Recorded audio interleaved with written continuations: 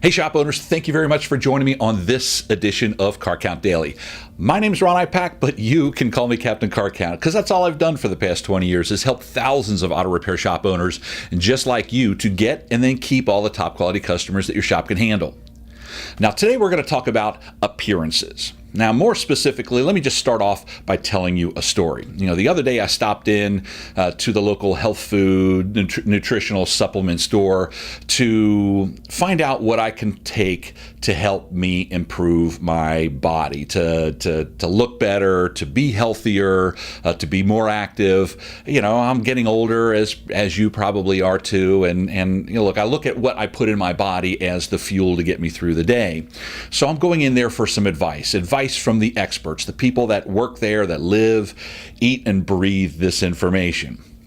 Unfortunately, the person I was greeted with that was going to help me, she's the only person there to help me, was overweight. She looked tired. She looked like she hadn't gotten sleep in a long time. She was just very sluggish, and she didn't look healthy at all. And she certainly didn't exude that youthful appearance that I would like to have, okay? Yet I'm asking her advice on what I need to do for myself when it's quite obvious she wasn't using the information that she had. And we see this all the time. A lot of times you have the information, but you don't actually act on it. You don't use it yourself. Now, for me, I'm just going as through the mindset of somebody that is a customer, and I'm listening to her, and I remember myself saying, she's probably lying. This doesn't work. This isn't going to work for me because, look, it's obviously not working for her. So she's not walking the walk. She's not talking the talk. And therein, all the information she gave me, which as I processed it later, was all the right information. She recommended the right things for me. My bullshit radar was going off, thinking, if this was so good, why isn't she doing it? And then at the same time, I started thinking, a while back, I got into, I'd gone to some hypnotist show, that what the lady was claiming that she could hypnotize people to do everything. And it was a fun show, and it was awesome. It was actually quite hilarious, by the way.